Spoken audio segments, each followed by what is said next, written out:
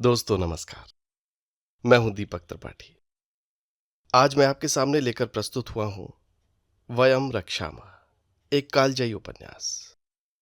वयम रक्षामः के लेखक हैं भारत के एक महान साहित्यकार आचार्य चतुरसेन शास्त्री। वयम रक्षामः एक विराट उपन्यास है। ये एक महागाथा है रावण की। इससे पहले कि मैं इस उपन्यास का परिचय आपको दूं, मैं इसकी प्रस्तावना में आचार्य चतुरसेन द्वारा लिखित कुछ बातें पढ़ना चाहूंगा।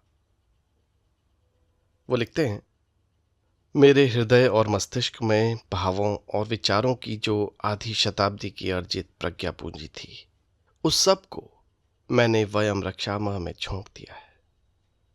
अब मेरे पास कुछ नहीं है। लुटा पिटा सा, ठगा सा, श्रांत क्लांत बैठा हूं। चाहता हूं अब विश्राम मिले। वो आगे लिखते हैं, गत 11 महीनों में 2-3 घंटों से अधिक सो नहीं पाया। संभवतः नेत्र भी इस ग्रंथ की भेंट हो चुके हैं। शरीर मुरझा गया है, पर हृदय आनंद रस से सराबोर है। दोस्तों, वयम रक्षामः महाबली रावण के सभी देव, दैत्य, दानव, मानव और नाग जातियों को अपनी राक्षस संस्कृति में समाहित करने के अभियान की कथा है। साथियों, वयम रक्षामः भी राम कथा को कहती है, लेकिन बिल्कुल अलग अंदाज में। इसमें मुख्य नायक राम नहीं बल्कि रावण है। इसमें रावण से जुड़े प्रसंगों का रोचक वर्णन तो है ही, साथ में इस उपन्यास का एक बड़ा हिस्सा इतिहास को समर्पित है। ये इतिहास वो नहीं है जो हमें पाठ्यपुस्तकों में पढ़ाया जाता है, बल्कि वो इतिहास है जो भुला दिया गया है। इसे आचार्य चतुरसेन ने कई भारतीय पौराणिक ग्रंथों के आधार पर स्थापित किया है। उन्होंने लिखा है, वयम रक्षामः में प्राग वेद कालीन जातियों के संबंध में सर्वथा अकल्पित, अतार्किक नई स्थापनाएं हैं।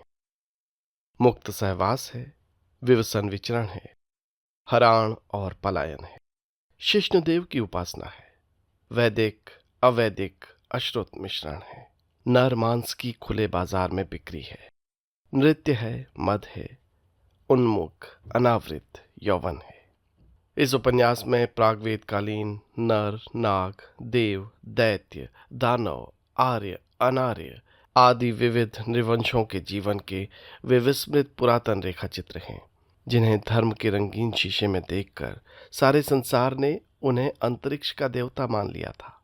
मैं इस उपन्यास में उन्हें नर रूप में आपके समक्ष उपस्थित करने का साहस कर रहा हूं। वयम रक्षामः एक उपन्यास तो अवश्य है, परंतु वास्तव में वो वेद, पुराण, दर्शन और वैदेशिक इतिहास ग्रंथों का दुस्सह अध्ययन है। संक्षेप में मैंने सब वेद, पुराण, दर्शन, ब्राह्मण और इतिहास के प्राप्तों की एक बड़ी सी गठरी बांधकर इतिहास रस में एक डुबकी दे दी है। सबको इतिहास रंग में रंग दिया है। फिर भी ये इतिहास रस का उपन्यास नहीं, अतीत रस का उपन्यास है। इतिहास रस का तो इसमें केवल रंग है, स्वाद है अतीत रस का। साथियों, कुल मिलाकर यह उपन्यास आपको एक बिल्कुल नए संसार में ले जाएगा। आपकी अपनी संस्कृति और अपने इतिहास के प्रति समझ बेहतर होगी। आपका बहुत सारे ऐसे शब्दों और प्रसंगों से साक्षात्कार होगा जिन्हें आप बचपन से सुनकर रोमांचित होते आए हैं। कई ऐसे प्रश्न जो आपके अंतर्मन में कहीं धूमिल भी हो चुके हैं, उनसे साक्षात्कार होगा। उनके उत्तरों को ढूंढने की दिशा मिलेगी। जैसे हमारे ग्रंथों में वर्णित स्वर्ग, नरक, पाताल क्या हैं, कहाँ हैं? क्या बैकुंठ, क्षीर सागर, देवलोक, सत्यलोक वास्तव में कोई स्थान है? अगर हैं तो कहाँ पर हैं? देवता, राक्षस, असुर, दैत्य ये सब कौन थे, कहाँ रहते थे? और महाप्रलय एक्चुअल में कहाँ पर आई थी? आर्य, अनार्य कौन लोग थे, कहाँ से आए थे? और भी न जाने कितने। मेरा विश्वास है कि इसे सुनकर आपको धर्म, समाज और इतिहास को लेकर नई दृष्टि मिलेगी और उत्सुकता भी जागृत होगी। और इस उपन्यास में आप हमारी प्यारी हिंदी भाषा के चमत्कारिक और आकर्षक रूप के भी दर्शन करेंगे। साथियों, ये एक विराट उपन्यास है और इसे कई भागों में प्रस्तुत किया जाएगा। मुझे उम्मीद है कि आप इस सफर में मेरे साथ जुड़े रहेंगे और उत्साह भी बढ़ाते रहेंगे। रीडेबल को सब्सक्राइब और ज्वाइन कीजिएगा ताकि आप सारे एपिसोड क्रमशः सुन सकें। तो लीजिए सुनिए वयम रक्षामः। अध्याय 1। तिल तंदुल।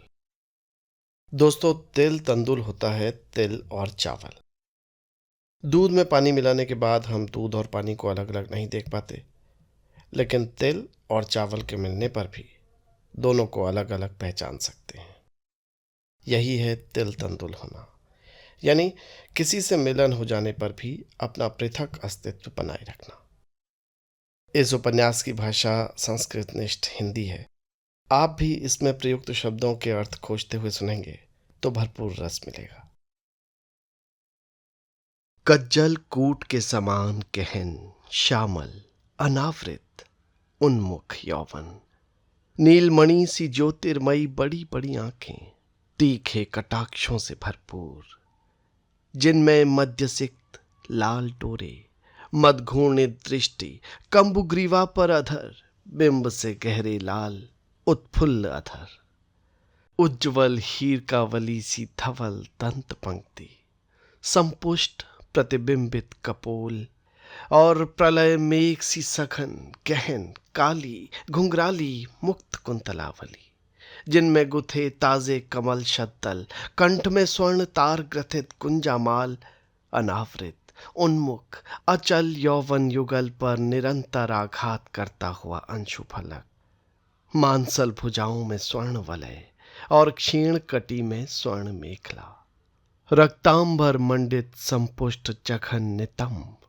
गुल्फ में स्वर्ण पैंजनियां, उनके नीचे हेमतार ग्रथित कच्छप चर्म उपानत आवृत चरण कमल। सद्य किशोरी नृत्य कर रही थी चतुष्पथ पर। विषधर भुजंगिनी के समान दोनों अनावृत भुज मृणाल हवा में लहरा रहे थे। उंगलियां चर्म खटिका कंजरी पर मृदु आघात कर चरणाघात के सम पर ध्वनित कर रही थी।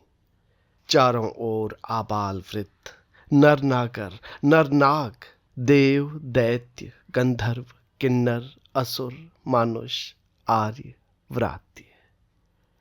बहुत देर तक वो नृत्य करती रही, गाती रही, हंसती रही, लुभाती रिझाती रही। सभी नरनाग, देवदैत्य, असुर, मानुष, आर्यव्रात्य विमोहित हो उस कज्जल कूट गहन श्यामल अनावृत उन्मुख यौवन के विलास को देख हर्षोन्मत्त हो गए। नृत्य की समाप्ति पर बालिका पर स्वर्णखंड बरसाने लगे। किसी ने आंखों से पिया वो रूप ज्वाल, किसी ने हंसकर आत्मसात किया उसे, किसी ने स्वर्ण दान देते हुए स्पर्श किया उसका कमल कोमल करतल, किसी पर उसने भ्रूपात किया, किसी पर कटाक्षपात, किसी पर बमकिम दृष्टि की और किसी को देखकर हंसती। स्वर्णखंड कमर में बांधे, चर्मकोश में रखे और स्वर्ण पैंजनियों को कच्छप चर्म उपानत पर किंकिरित करती हुई वो चली मध्य की हाट पर। बहुजन विमोहित विमूढ़ हो उस उन्मत्त अनावृत उन्मुख यौवन को आंखों से पीते आगे पीछे इधर उधर चले। मध्य की हाट पर जाकर उसने पीठ पुरुष यानी मदिरा विक्रेता से कहा, ला दे मध्य। ला स्वर्ण। कैसा स्वर्ण? वही जो अभी चर्मकोश में बांधा है। वो तो मातृचरण के लिए है, अर्थात मां के लिए है। अच्छा, तो फिर मध्य यहां कहां है? अच्छा, इन भांडों में क्या गरल है? स्वर्ण जो नहीं देते उनके लिए गरल है। तो गरल ही दे। गरल देने की नगरपाल की आज्ञा नहीं, मध्य लेना हो तो ले। अच्छा, ला फिर मध्य दे। पहले ला दे स्वर्ण। अरे मूढ़, कैसा स्वर्ण? मध्य क्या यूं ही पड़ता है? शुल्क दे। अच्छा, नृत्य क्या देखा नहीं तूने? देखा, क्यों नहीं, नेत्रों को अवश्य देखना पड़ा, पर इसमें मेरा दोष नहीं। तू मेरी हाट के सामने आकर क्यों नाची? इतने में एक तरुण भीड़ से आगे आया। उसका किशोर वय था, उज्जवल श्याम वर्ण, काक पक्ष ग्रीवा पर लहरा रहे थे। कमर में कृष्णाजिन, कंधे पर धनुष तोणीर, हाथों में शूल, विशाल वक्ष, बड़ी बड़ी आंखें, प्रशस्त ललाट, भीगती मसें, कुंचित भ्रिकुटी, केहरी सी कटी, कठोर पिंडलियां, अभय मुद्रा, सुहासित अभिनंदित मुखश्री। तरुण ने एक स्वर्ण पीठ पुरुष के सामने फेंक कर कहा, स्वर्ण मैं देता हूं, उसे तू मध्य दे। पीठ पुरुष ने हंसकर स्वर्ण को परखा और मंजूषा में रखकर मध्य भांड उठाकर तरुणी को दे दिया। भांड को मुंह में लगाकर तरुणी गटागट मद्य पीने लगी। आधा भांड पीकर उसने तृप्त होकर सांस ली, जीभ से होठों को चाटा, हंसी, फिर 2 कदम आगे बढ़ अपना अनावृत उन्मुख यौवन तरुण के वज्रवक्ष से बिल्कुल सटाकर घूर्णित मदरंजित कटाक्ष तरुण पर फेंक, दोनों भुजाओं में मध्य भांड थाम ऊंचा कर उसे तरुण के होठों से लगाकर कहा, अब तो पी। तरुण ने अपनी भुजाओं में तरुणी को समेट लिया। एक ही सांस में वो सारा मद्य पी गया। फिर उसने तरुणी के लाल लाल होठों पर अपने मध्यसिक्त अधर रखकर कहा, अब चल। तरुणी हंसती। उज्जवल हीरकावली के समान उसकी धवल दंत पंक्ति बिजली सी कौंध उठी। उसने मध्य भांड फेंक तरुण के कंठ में अपनी भुजवल्लरी डालकर कहा, चल। दोनों परस्पर आलिंगित होकर एक ओर को चल दिए। नर नाग देव दैत्य असुर मानुष आर्यव्रात्य सब नर नागर पीछे रह गए। तरुण ने पूछा, तेरा ग्राम यहां कहां है? उस उपत्यका में, अर्जना के तट पर। और गोत्र? गोत्र भी वही है। अच्छा, यहां वो कब आया है? इसी शरद ऋतु में। कहां से? काश्यप सागर तट से। काश्यप सागर तट? काश्यप सागर तट पर तेरा पुर है? वहां मातृकुल रहता है। कौन से पुर में? हिरण्यपुर में। अच्छा, तू क्या असुर कुल से है? नहीं, मैं दैत्य कुमारी हूं। और तू? मैं ऋषि कुमार हूं, पर मातृकुल मेरा भी दैत्य कुल से है। अच्छा, और पितृकुल? आर्यव्रात्य। कहाँ का है तू? आंध्रालय का। आंध्रालय का? तो यहाँ बलिद्वीप में कैसे घूम रहा है? समझ ले, तेरे लिए ही। तरुण ने हंसकर उसे और कसकर अपने वक्ष से सटा लिया। तरुणी ने उसे ठेलते हुए कहा, देख विपन्न, सत्य का। अब तो सत्य यही है कि मैं तुझ पर विमोहित हूं। अच्छा, कब से? इसी क्षण से। तो उधर चल। कहाँ? ग्राम में? नहीं, उपत्यका के उस अंचल में। वहां ऐसा क्या है? वहां विजन वन है, सघन छाया है। एक सरोवर है, उसमें शद्दल कमल खिले हैं। चक्रवाक और सारस का आखेट वहां पर बहुत है। हिरण भी हैं। आखेट अच्छा होगा। आखेट खाएंगे और रमण करेंगे। चल। अच्छा। चल। दोनों उस गहन वन में घुस गए। अध्याय 2। तू न प्रथम है न अंतिम। उपत्यका का वो प्रांत विजन और सघन था। वहां निर्मल जल का सरोवर था। सरोवर में शद्दल कमल खिले थे। ताल तमाल हिमताल की सघन छाया में मध्याह्न की धूप छनकर शीतल होकर सोना सा बिखेर रही थी। मंद पवन चल रहा था। सरोवर में चक्रवाक, सारस, हंस आदि नाना विहंग थे। तरुणी एक विशाल शालमली वृक्ष के नीचे सूखे पत्तों पर लेट गई। हंसते हुए उसने कहा, जा, अब तू आखेट ला। तरुण ने धनुष पर हाथ डाला, गर्दन ऊंची कर इधर उधर देखा। वो लंबे लंबे डग भरता हुआ वन में घुस गया। कुछ ही देर में एक हिरण और कुछ पक्षी मारकर लौटा। तरुणी ने फुर्ती से अरणी घिसी, सूखे ईंधन में अग्न्याधान किया। तरुण ने आखेट के मांस खंड किए। दोनों ने मांस भून भून कर खाना आरंभ किया। तरुणी बहुत भूखी थी। वो बहुत रुचि से मांस खाने लगी। कभी आधा मांस खंड खाकर वो तरुण के मुंह में ठूंस देती, कभी उसके हाथों से छीनकर स्वयं खा जाती। खा पी कर तृप्त होकर वो तरुण की जांघ पर सिर रखकर लेट गई। दोनों भुजाएं ऊंची करके उसने तरुण की कटी लपेट ली। वो बोली, बड़ा हस्त लाघव है तुझमें। तरुण ने हंसकर कहा, अरे मुझे प्रयास करना ही ना पड़ा, आखेट सहज ही मिल गया। अच्छा ये बता, तू किस कुल का आर्य है? मैं वैश्रवण पौलस्त्य हूं। तूने कहा था तेरा मातृकुल दैत्य कुल है। हाँ। कहाँ का? लंका का। मैं लंकापति सुमाली दैत्य का दौहित्र हूं। अरे वाह प्रिय। तरुणी हर्षोल्लास से चीख उठी। आनंदातिरेक में उसने धक्का देकर तरुण को भूमि पर गिरा दिया। फिर उसके वज्र वक्ष पर अपने अनावृत उन्मुख यौवन युगल ढालकर तरुण के अधर चूमकर बोली, सुपूजित है तू। उसे अपने में प्रविष्ट सा करता हुआ युवक बोला, तू क्या लंकाधिपति सुमाली को जानती है? हाँ, सुपूजित है लंकाधिपति दैत्येंद्र सुमाली का कुल। मेरा पिता दैत्येंद्र का सेनापति था। हिरण्यपुर के देवासुर संग्राम में उसने विष्णु से युद्ध किया था। तरुण ने दोनों भुजाओं में उसे लपेट वक्ष में दबोच लिया और उसके सघन जघन को अपनी अष्टजंघाओं में आवेष्टित करते हुए बोला, तब तो तू मेरी ही है।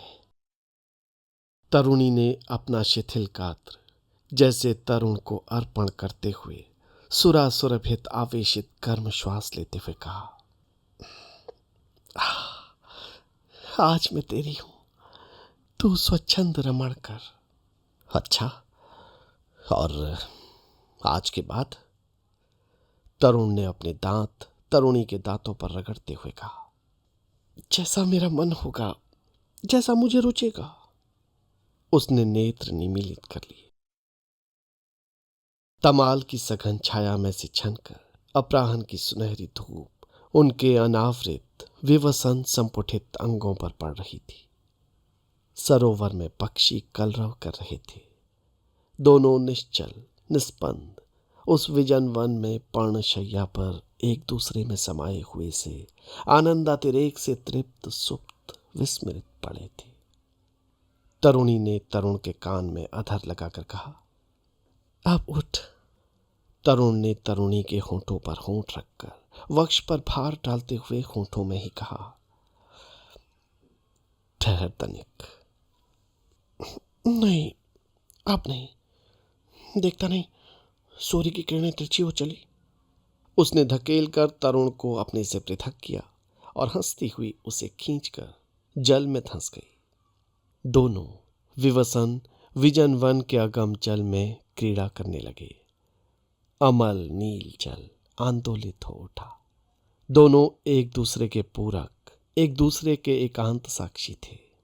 दोनों के मुक्त यौवन कभी जल तल पर और कभी जल गर्भ में मिथुन मीन से विचरने लगे।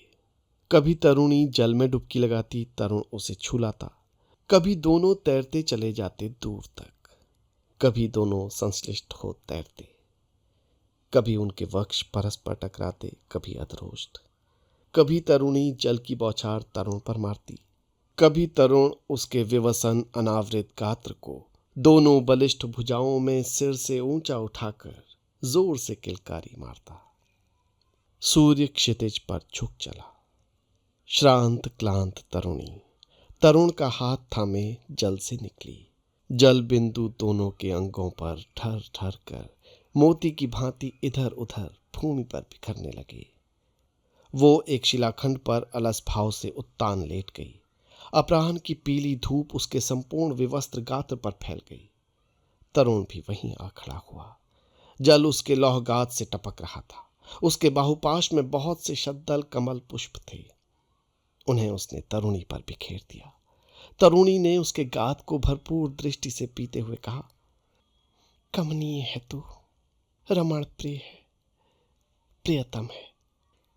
आह, श्रृंगार दे मुझे, कपोलों पर लोध्र रेणु मल दे, कुचों को शैल से चित्रित कर, सघन जघन को अरविंद मकरंद से सुरभित कर, चरण तल को लाक्षारंजित कर, कुंतल वृत्त में ये शद्दल कमल गूंथ, पिंडलियों में मृणाल मसल।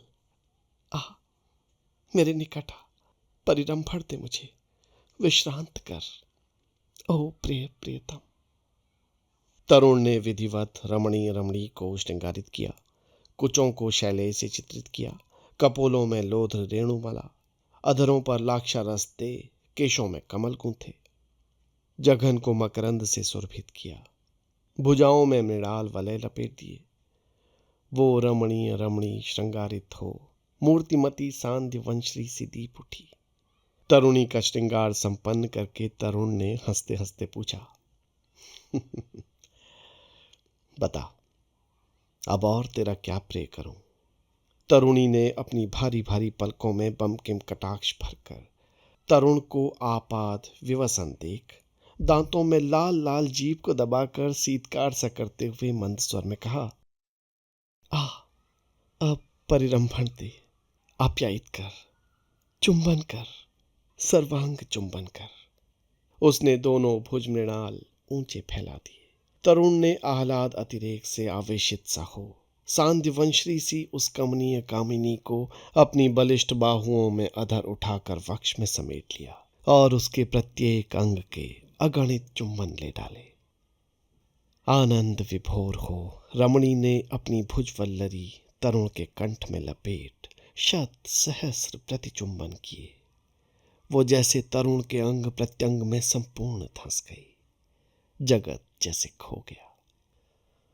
अस्तांगत सूर्य की रक्तिम रश्मियां वंशरी को रंजित करने लगीं। तरुण ने धीरे से रमणी को शिलाखंड पर बैठाकर अधोवस्त्र दे नीवी बंधन किया, स्वयं कटिबंध पहना, मृगाजिन धारण किया। फिर उसके लाक्षारंजित चरण युगल गोद में लेकर कच्छप चर्म निर्मित उपानत चरणों में डाल चर्म रज्जु बांधने लगा। तरुणी ने चरण नख का तरुण के वक्ष पर आघात करके कहा, कमनीय है तू रमण। सच? हाँ सच, ऐसा और नहीं देखा। और भी देखे हैं तूने? हाँ बहुत। कितने? मैंने गिने तो नहीं। इतने ही से यौवन में? मुझे इसमें अभिरुचि है। काहे में? नित नए यौवनों के आस्वादन में। पर अब तो तू मेरी है। वाह, ऐसा भी कभी होता है? मैं दैत्य कन्या हूं। दैत्य बाला की ये मर्यादा नहीं है। कैसी मर्यादा? यही, जहां मेरा मन होगा रमण करूंगी। और मैं? तू कमनीय है, रमणीय है। तेरा मातृकुल और पितृकुल वरिष्ठ है। तेरा सहवास सुखकर है। तू भी आजा जब जी चाहे। मैं तुझे प्यार करता हूं। प्यार क्या होता है? वही जो प्राणों में प्राणों का विलय करता है। तो तू प्यार कर, मैं अनुमति देती हूं। किंतु तू ही पहला पुरुष नहीं है। तुझसे पहले बहुत आ चुके हैं। और तू ही अंतिम नहीं है, और अनेक आएंगे। तरुण के नेत्रों से अग्निस्फुलिंग निकलने लगे। क्रोध से उसके नथुने फूल गए। उसने तरुणी के चरण गोद से गिराकर उसे जोर से शिलाखंड पर धकेल दिया और खड़े होकर कहा, नहीं, अब और नहीं आएंगे। अब जो तुझे छुएगा उसी के साथ तेरा भी मैं उसी क्षण वध करूंगा। मेरी ये मर्यादा है कि एक स्त्री एक ही पुरुष की अनुबंधित हो। धक्का खाकर गिरने से तरुणी को आघात लगा। उसका श्रृंगार खंडित हो गया। उसने सर्पिणी की भांति चपेट खाकर उठते हुए वेग से तरुण के वक्ष पर पदाघात किया। पदाघात खाकर तरुण लुढ़कता हुआ भूमि में गिर गया। उसके उठने से पहले ही तरुणी ने फिर पदाघात किया, फिर किया, फिर किया। तरुण का सारा शरीर धूल से भर गया। उसके मुंह से खून झरने लगा। इससे तनिक भी विचलित न होकर तरुणी ने भुजंगिनी की भांति फूत्कार करते हुए कहा, दैत्य कुलपति की कुमारी पर मर्यादा मानने वाला तू होता कौन है रे अधम? पदाघात के लिए फिर उसने चरण उठाए। तरुण उछलकर एक ओर खड़ा हो गया। मुख का रक्त पोंछकर उसने कहा, मैंने तेरे साथ रमण किया है, अब तेरा वध नहीं करूंगा, पर तू मेरी है, केवल मेरी। स्पर्श तो दूर, अब तू किसी परपुरुष का ध्यान भी नहीं कर सकती। तरुणी ने कहा, रमण किया है तो रमण की बात कर, मूर्खता न कर। मुझे भी तेरा विग्रह स्वीकार नहीं है, मैं तुझ पर प्रसन्न हूं। तो मांग ले। क्या? जो भी तुझे चाहिए। मुझे देगा तू? वो जोर से अट्टहास कर उठी। दूंगा, मांग ले, तरुण ने आवेश में कहा। इस मरकत मेखला पर इतराता है तू? तरुणी ने उसकी कमर में बंधी महार्घ मरकत मणि की मेखला को हाथ से छूकर कहा, मरकत मेखला तो यही ले। ठीक विपन्न, तू दाता है कि याचक? तेरे प्यार का याचक हूं। तो याचक ही रहा, दाता का दंभ न कर। उसने आगे बढ़कर तरुण की कमर में बांह डाल दी और हंसकर कहा, आ चल, ग्राम चल, एक भांड मद्य पिया। ग्राम आऊंगा, पर मद्य पीने नहीं, तुझे हरण करने। ये कैसी बात है? ये मेरी संस्कृति है, रक्ष संस्कृति। कुमारी का हरण हमारे लिए वैध है। हरण की हुई कुमारियां हमारी अनुबंधित होती हैं। और तू मुझे अनुबंधित करेगा? तेरा साहस तो कम नहीं है रे रमण। मैं रमण नहीं, रावण हूं। पौलस्त्य, वैश्रवण, रावण, भूलना नहीं ये नाम। वो तेजी से एक ओर को चल दिया। तरुणी अकेली उस विजन वन में खड़ी उसे अनिमेष देखती रही। अंधकार उपत्यका को अपने अंक में समेट रहा था।